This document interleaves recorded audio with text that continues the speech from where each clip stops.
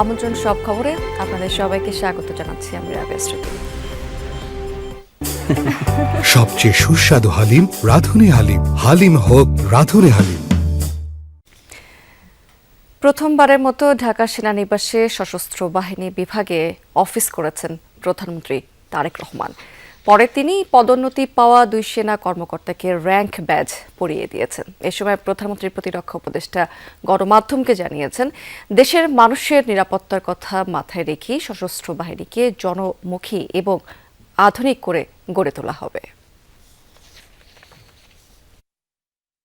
সশস্ত্র বাহিনী বিভাগে প্রধানমন্ত্রীর কার্যালয়ে সোমবার সকাল 9টায় প্রথমবারের মতো অফিস করেন তারেক রহমান। এ সময় তাকে স্বাগত জানান সেনাবাহিনী প্রধান জেনারেল ওয়াকারুজ্জামান, নৌবাহিনী প্রধান অ্যাডমিরাল মোহাম্মদ নাজবুল হাসান এবং বিমান বাহিনী প্রধান air chief marshal Hasan Mahmud খান।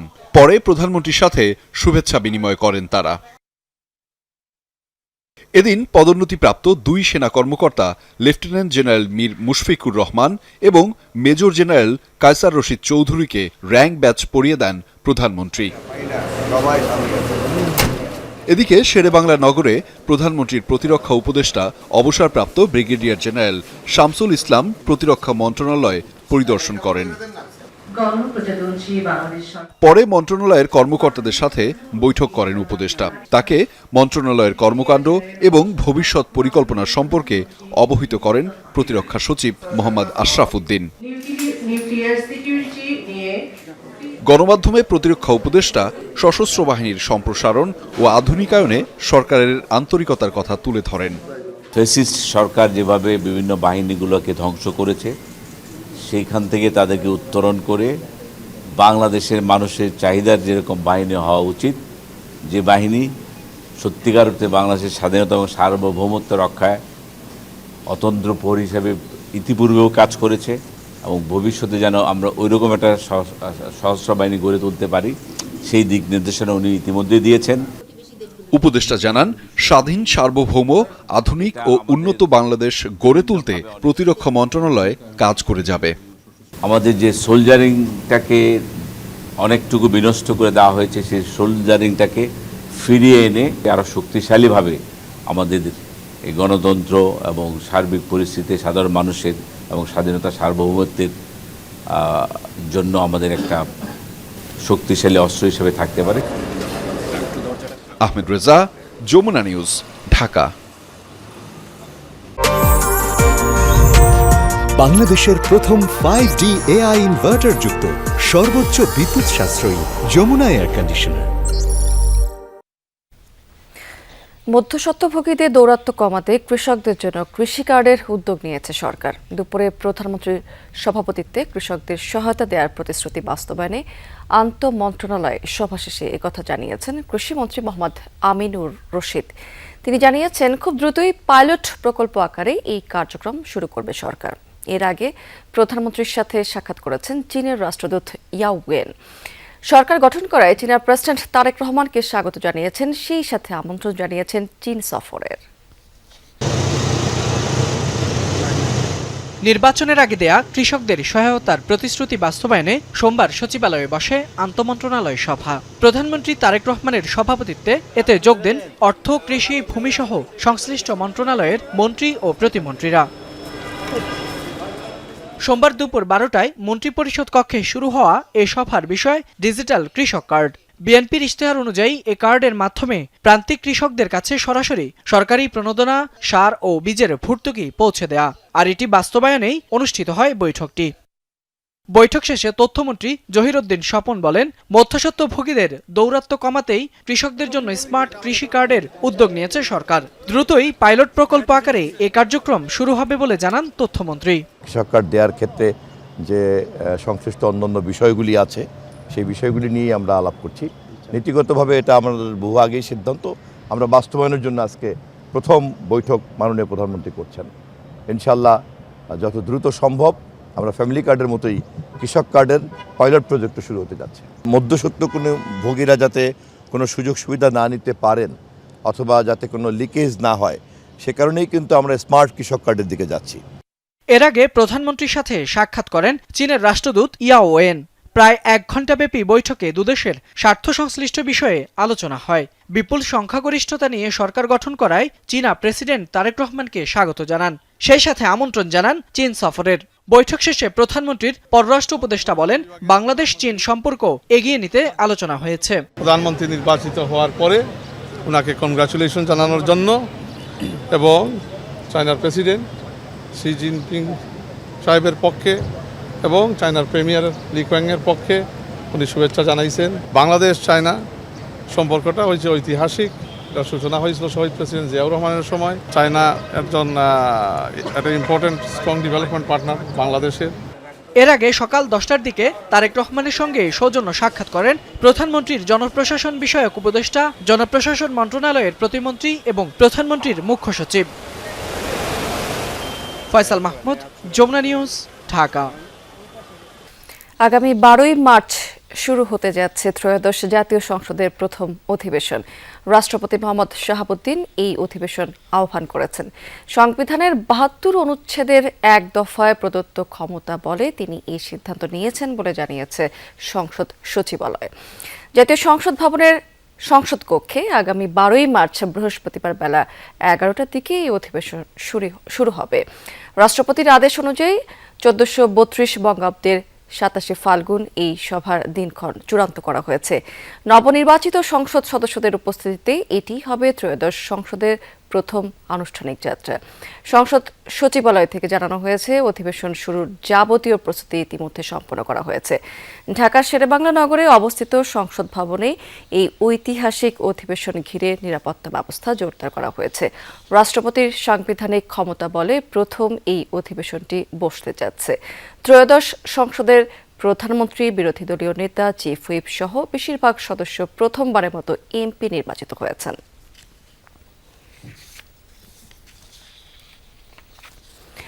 মব করে দাবি আদায়ের দিন শেষ, এমনটাই জানিয়েছেন নতুন স্বরাষ্ট্রমন্ত্রী সালাউদ্দিন আহমেদ। তিনি বলেছেন, আইন শৃঙ্খলা পরিস্থিতির উন্নয়নই সরকারের অগ্রাধিকার। এ লক্ষ্যেই রাজনৈতিক বিবেচনায় লাইসেন্স দেওয়া অস্ত্র বাজেয়াপ্ত করা হবে।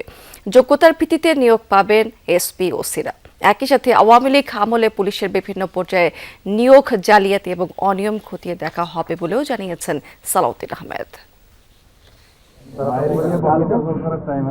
স্বরাষ্ট্র মন্ত্রণালয়ের অধীনে থাকা দপ্তর সংস্থার প্রধানদের সাথে মতবিনিময় সভা মন্ত্রী সালাউদ্দিন আহমেদের। সেখানে উঠে আসে দেশের আইন শৃঙ্খলা সহ সার্বিক পরিস্থিতি। দীর্ঘ প্রায় 2 ঘন্টার বৈঠক শেষে ব্রিফিংয়ে সিদ্ধান্ত জানান স্বরাষ্ট্রমন্ত্রী। বলেন, আওয়ামী লীগ আমলে রাজনৈতিক কারণে অস্ত্রের লাইসেন্স দেওয়া হয়েছে, যাচাই বাছাই করে সেসব লাইসেন্স বাতিল করা হবে। কনস্টেবল পদে নিয়োগ জালিয়াতি খতিয়ে দেখেও ব্যবস্থা নেওয়া হবে যেন ভবিষ্যতে অনিয়মের নিয়োগ বন্ধ হয়। এ সময় তিনি জানান, শূন্য থাকা কনস্টেবলের 2701টি পদে নিয়োগের সিদ্ধান্ত হয়েছে। ফ্যাসিবাদী সরকারের সময়ে পুলিশের বিভিন্ন পর্যায়ে নিয়োগের ক্ষেত্রে স্পেশালি কনস্টেবলের কথাটা বলেছি, স্থায়ী ঠিকানা জালিয়াতি করে অনেক জায়গায় নিয়োগ টিয়োগ হয়েছে। তো সেগুলো একটু ফাইন্ড আউট করে বিবেচনা নিতে বলছে, আবার যেন কারো উপরে জুলুম না হয়। ফ্যাসিবাদী সরকারের সময়ে রাজনৈতিক উদ্দেশ্যে বা বিভিন্ন অপরাধমূলক কর্মকাণ্ড করার উদ্দেশ্যে হয়তো অন্যভাবে তারা লাইসেন্স পেয়েছে রাজনৈতিক বিবেচনায়। সেই বিবেচনায় যারা পেয়েছে সেগুলো বাতিল করা হবে এবং একই সাথে সেই লাইসেন্সের অধীনে অস্ত্র থাকলে সেটাও বাজেয়াপ্ত হবে। স্বরাষ্ট্রমন্ত্রী বলেন, 5 আগস্টের পর অন্তর্বর্তী সরকারের আমলে কিছু সুবিধাবাদী গোষ্ঠী হয়রানিমূলক মামলা করেছে। এসব মামলা যাচাই করে প্রত্যাহার করা হবে। 5 আগস্টের পরে বেশ কিছু মামলা হয়েছে, এখানে কিছু সুবিধাবাদী শ্রেণীর মানুষ এগুলার সুযোগে ভোগান্তি সৃষ্টির জন্য অনেককে আসামি করেছে, যারা সেখানে জড়িত থাকার প্রশ্নই আসে না। সেই জায়গায় অনেক বড় বড় ব্যবসায়ী এবং অনেক স্বনামধন্য ব্যক্তি, সমাজের বিশিষ্ট ব্যক্তিদেরকে ওইরকম আসামি করা হয়েছে। তাদের এই যে যথাযথ ব্যবস্থা করা এবং তারা যেন ভোগান্তি সৃষ্টি না হয় সেগুলো দেখবে। অন্তর্বর্তী সরকারের আমলে লটারির মাধ্যমে এসপি, ওসি নিয়োগের স্বচ্ছতা নিয়েও প্রশ্ন তুলেছেন স্বরাষ্ট্রমন্ত্রী। লটারির মাধ্যমে যে যাকে যেখানে পেয়েছে সেই লটারিটাও ট্রান্সপারেন্ট ছিল বলে আমরা মনে করি না। সেটা হয়েছে, কিন্তু সরকারের নিয়োগ সেভাবে হয় না। সুতরাং এগুলো স্ক্রুটিনি করে ডিপার্টমেন্ট যাকে দক্ষ উপযুক্ত যেখানে দেয়া মনে করবে সেই হিসাবে এগুলো করার জন্য আজকে নির্দেশনা দেওয়া হয়েছে। সালাউদ্দিন আহমেদ বলেন, বৈধ পন্থায় দাবি আদায় করা যাবে, কিন্তু কোনো মব সৃষ্টি করলে সরকার কঠোর হবে। যে কোনো বৈধ বা আইনানুগ কোনো দাবি দেওয়া থাকলে সেটা যথাযথ ফোরামে উপস্থাপন করবে, বিবেচনা হবে, এটাই নিয়ম। রাস্তায় দাঁড়িয়ে গেলাম, পরীক্ষা দেবো না আগামীকালকে, সেটা হবে। মব কালচারের এগেনস্টে আমাদের রিয়েকশনটা কি? আমরা রিয়েক্ট করব খুব কঠোরভাবে। স্বরাষ্ট্রমন্ত্রী বলেন, সরকারের প্রথম অগ্রাধিকার আইন শৃঙ্খলার উন্নয়ন ও জনগণকে স্বস্তি প্রদান। কোনো পুলিশ সুপার আইনের বাইরে কাউকে প্রোটোকল দিবে না, তাদের কাজেও কেউ হস্তক্ষেপ করতে পারবে না। আলমগীর স্বপন, যমুনা নিউজ, ঢাকা।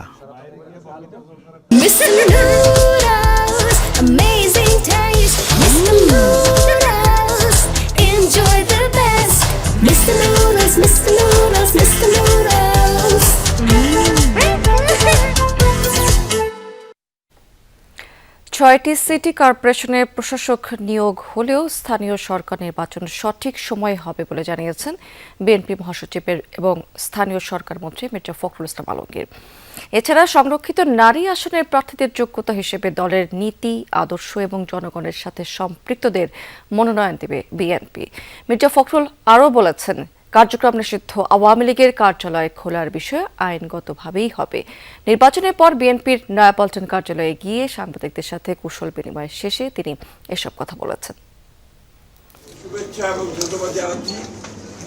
এ নয়াপল্টন কেন্দ্রীয় কার্যালয় সাক্ষী বিএনপির উপর বয়ে যাওয়া স্বৈরাচারী আমলের হামলা, মামলা, গ্রেফতার, খুনসহ কত শত নিপীড়নের। মন্ত্রী হওয়ার পর সেখানে প্রথমবারের মতো মহাসচিব মির্জা ফখরুল ইসলাম আলমগীর।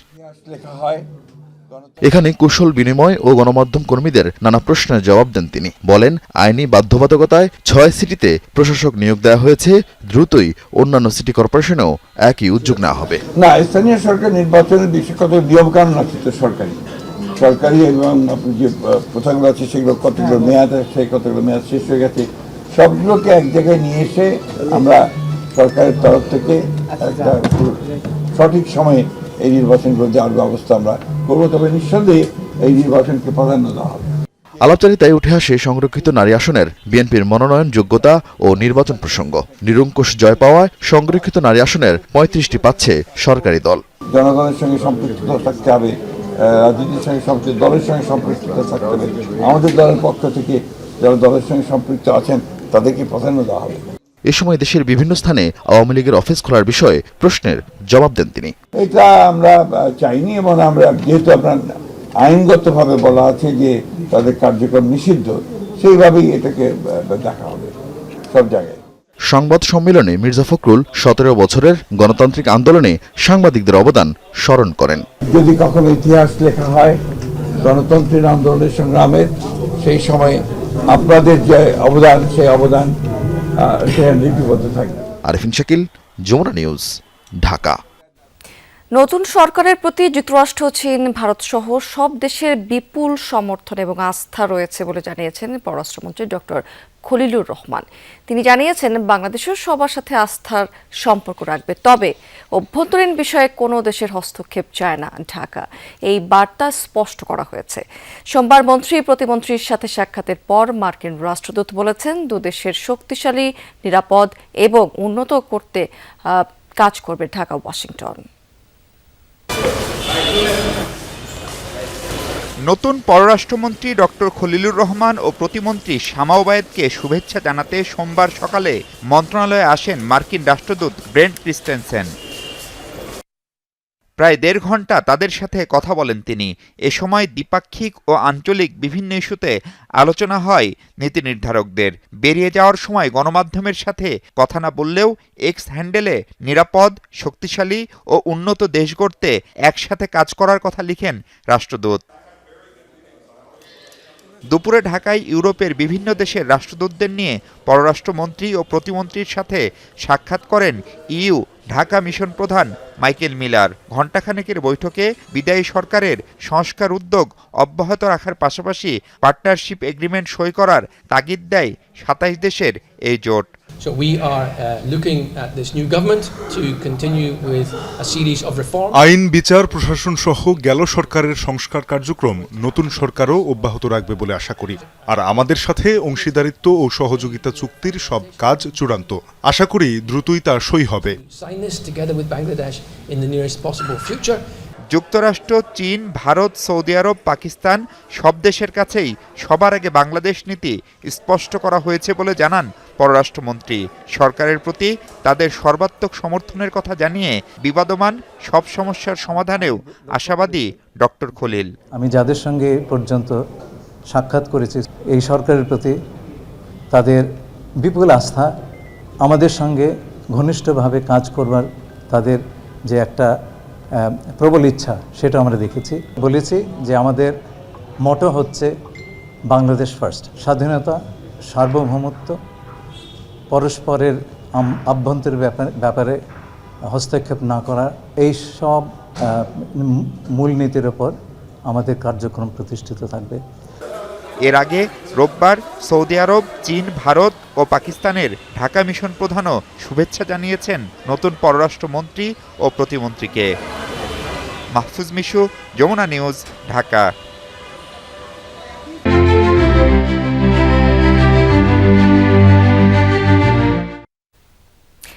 ভয়াবহ এক নৃশংসতার সাক্ষী হলো নড়াইল সদরের বরকুলা গ্রামের মানুষ। আধিপত্য বিস্তার নিয়ে সাবেক 2 ইউপি চেয়ারম্যানের অনুসারীদের পাল্টাপাল্টি হামলায় প্রাণ গেছে সেখানে বাবা, ছেলে সহ 4 জনের। যদিও প্রথমে খবর ছড়ায় মারা গেছেন 5 জন, পরে নিশ্চিত হওয়া যায় যে সর্বশেষ যার মৃত্যুর খবর জানানো হয়েছে তিনি খুলনা মেডিকেলে চিকিৎসাধীন রয়েছেন। বর্তমানে এলাকার পরিস্থিতি থমথমে রয়েছে, মোতায়েন করা হয়েছে সেখানে অতিরিক্ত পুলিশ। আধিপত্য বিস্তারের লড়াইয়ে রক্তাক্ত নড়াইল সদরের বরকুলা গ্রাম। দিনের আলো ফোটার আগেই তৈরি হয় বিভীষিকাময় পরিস্থিতি। পুলিশ ও স্থানীয়রা জানায় এলাকায় আধিপত্য নিয়ে সিংগাসলপুর ইউনিয়নের সাবেক 2 চেয়ারম্যান খায়রুজ্জামান মোল্লা ও উজ্জ্বল শেখের মধ্যে দীর্ঘদিন ধরে বিরোধ চলছে। এরই জেরে ভোরের দিকে খায়রুজ্জামানের লোকজন হামলা চালায় উজ্জ্বল শেখের লোকজনের ওপর। এতে ঘটনাস্থলেই নিহত হন বরকুলা গ্রামের খলিল শেখ, তার ছেলে তাহাজ্জুদ শেখ ও প্রতিবেশী ফেরদৌস শেখ। ইলেকশনের আগে বাড়ি আইছে যে কতদিন পরের বাড়িতে বেড়াবো, পরের বাড়ি কাজ হয় না, শান্তি হয় বাড়িতে। আইসেই তো মনে করেন বাড়ি বাড়ি অ্যাটাক করেছে। মনে করেন বাড়ি আসছে 3টে, লোক আসছে 6টা-7টা। এবার 6টা-7টা লোক 200-300 লোক আইছে বা 200 লোক আইছে, তাহলে এবার মনে করেন 3টে লোকে কয়জন এক এক বাড়ি কয়জন ঢুকে যায়। এবার ঘরের থেকে আইনি ভরলি কি ডাকারে কি আরবে কোন এক একজনে ধরে ধরে গেছে, ঘরের মধ্যে কেন মারার দরকার নেই, ঘরের থেকে ধরে আইনে রাস্তাঘাটে কুপাই মারতেছে। পরে উজ্জ্বল শেখের লোকজন পাল্টা হামলা চালায় খায়রুজ্জামান মোল্লার অনুসারীদের ওপর। এতে আহত হন বেশ কয়েকজন। হাসপাতালে নেওয়া হলে ওসিকুর ফকির নামে একজনকে মৃত ঘোষণা করেন চিকিৎসক। খবর পেয়ে ঘটনাস্থলে যায় পুলিশ ও সেনাবাহিনী। এদের ভিতরে সংঘাতের বিষয়টা অনেক পুরনো, তাদের আধিপত্য বিস্তার নিয়ে তাদের ভিতরে বিরোধটা অনেক পুরনো। যারা এই ন্যাক্কারজনক ঘটনার সাথে জড়িত তাদের প্রত্যেককে আমরা গ্রেফতার করব এবং আইনের আওতায় আনব। সাবেক ইউপি চেয়ারম্যান উজ্জ্বল শেখ বর্তমানে কারাগারে রয়েছে। আর সংঘাতের পর এলাকা ছেড়েছেন আরেক সাবেক ইউপি চেয়ারম্যান খায়রুজ্জামান মোল্লা। জাহিদ হাসান, যমুনা নিউজ। রাজধানীর যাত্রাবাড়ি এলাকায় লেগুনা চালক খায়রুল ইসলাম হত্যাকাণ্ডে নতুন মোড়। র্যাব বলছে যে চাঁদাবাজি নয়, যাত্রী ওঠানোর সিরিয়াল নিয়ে তৈরি দ্বন্দ্বে পিটিয়ে হত্যা করা হয়েছে খায়রুলকে। এই মামলায় এজাহারভুক্ত 3 আসামি প্রাথমিক জিজ্ঞাসাবাদে এই তথ্য জানিয়েছে। র্যাব 10 জানিয়েছে লেগুনায় যাত্রী ওঠানোর সিরিয়াল নিয়ে বিরোধের শুরু হয়েছে। এক পর্যায়ে দলবদ্ধভাবে লেগুনা চালক খায়রুলকে মারধর করলে তিনি মারা যান। এই ঘটনায় এখন পর্যন্ত চাঁদাবাজি কিংবা রাজনৈতিক সংশ্লিষ্টতা পাওয়া যায়নি বলে নিশ্চিত করেছে র্যাব। 20 ফেব্রুয়ারি শুক্রবার বিকেলে যাত্রাবাড়ির চিটাগং রোডে নির্মমভাবে পিটিয়ে হত্যা করা হয় লেগুনা চালক খায়রুলকে। এ ব্যাপারে তার স্বজনদের দাবি চাঁদা না দেয়ায় হত্যা করা হয়েছে তাকে। বিষয়টি সামাজিক যোগাযোগ মাধ্যমেও ভাইরাল হয়। ঘটনার একদিন পরেই যাত্রাবাড়ি থানায় খায়রুলের বাবা 8 জনের নাম উল্লেখ সহ অজ্ঞাত আরও 4 থেকে 5 জনকে আসামি করে হত্যা মামলা দায়ের করেন। এই চাঞ্চল্যকর হত্যা মামলার 3 দিনের মাথায় সোমবার র্যাব 10 এই ঘটনার এজাহারভুক্ত 3 আসামিকে গ্রেপ্তার করে। গ্রেপ্তারকৃত আসামিরা হলেন সোহান মুন্সি, মোহাম্মদ হৃদয় ও শাকিল। 3 আসামিকে গ্রেফতারের পর প্রাথমিকভাবে জিজ্ঞাসাবাদ করেছে র্যাব 10। পরে সন্ধ্যায় সংবাদ সম্মেলন করেন যাত্রাবাড়ি ক্যাম্পের ভারপ্রাপ্ত company commander SM Hasan Siddiqui. তিনি বলেন, গ্রেফতার আসামিরা জানিয়েছে লেগুনায় যাত্রী ওঠানোর সিরিয়াল নিয়ে বিরোধ শুরু হয়।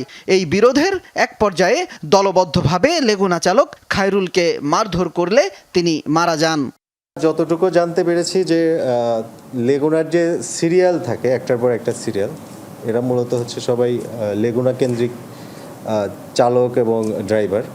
এই সিরিয়ালকে কেন্দ্র করে ওনাদের মধ্যে কথা কাটাকাটি হয়।